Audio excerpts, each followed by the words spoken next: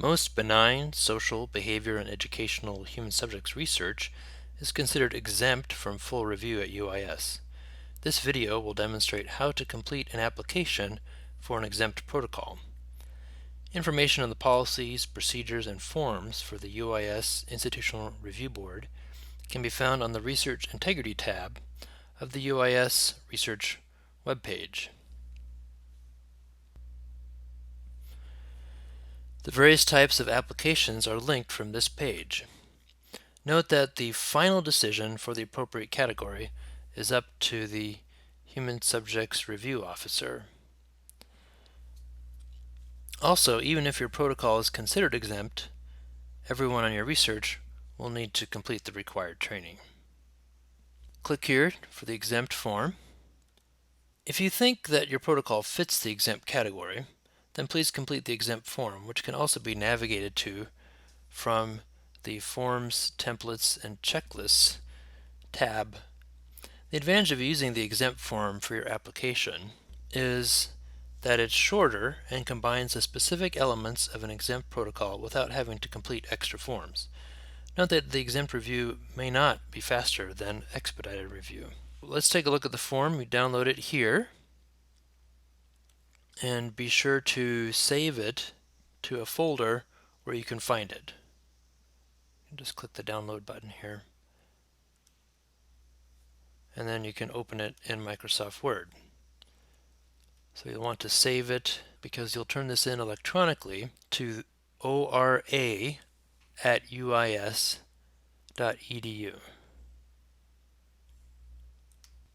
Okay, the cover page here includes brief instructions for using the form. Note that the IRB number will be assigned by the Office of Research and Sponsored Programs.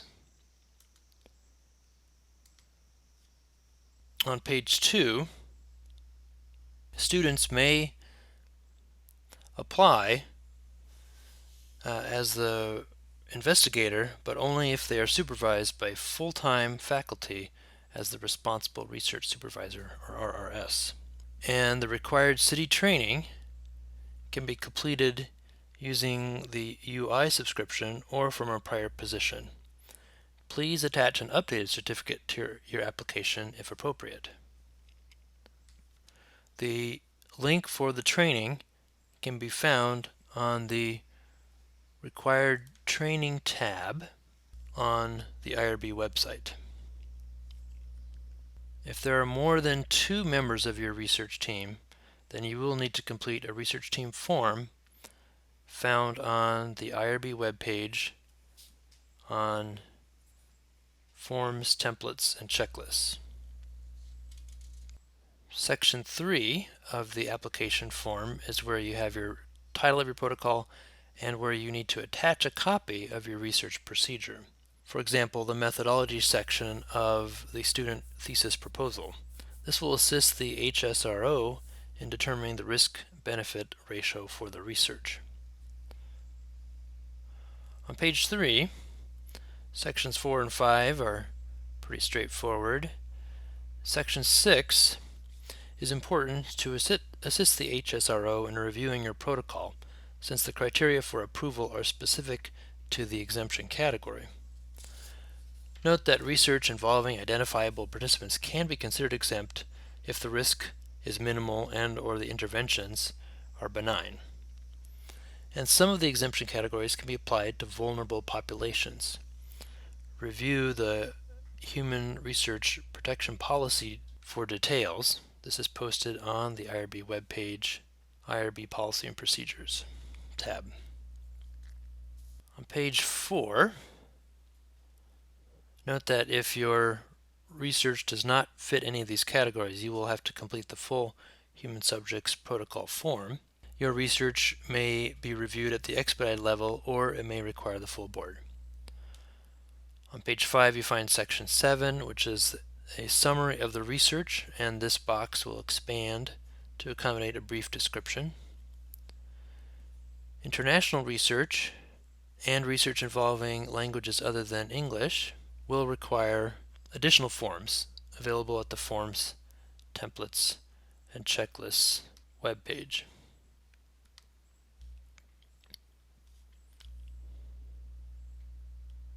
If you will be using an external organization, such as a professional association, to recruit participants, you need a letter of support from their executive.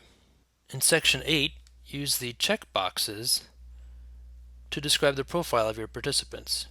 If you plan to survey greater than 10% of the UIS population, such as students, faculty, staff, or alumni, you need to follow the campus-wide surveys policy on the Institutional Effectiveness webpage. You can get to that through the Forms and Templates link there. Be sure to attach recruitment materials. Even if you are just going to announce in your class, please include a script for the announcement or other oral communications. On page 6, we find section 9 to describe your research procedures in addition to the attached research protocol. Note that interviews, focus groups, and recordings prevent the study from being anonymous. And please attach your research materials, such as the survey questions. In section 10, emphasizes the confidentiality protocols you will use. Electronic data should be stored on the UIS box or a local encrypted hard drive.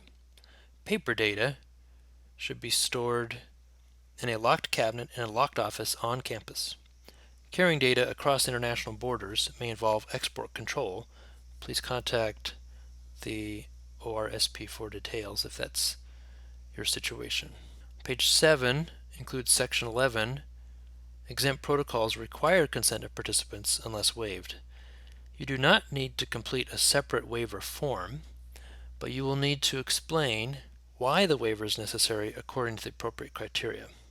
For example, if you are conducting an anonymous online survey, then you will request a waiver of documentation of informed consent, since collecting the signature of the participant would allow you to identify the participant.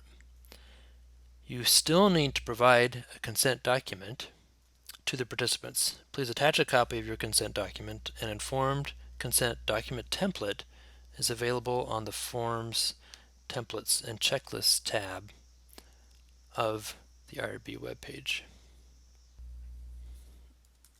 In section 12, you do not need to share the results with the participants. However, you do need to specify whether or not identifiable information will be shared.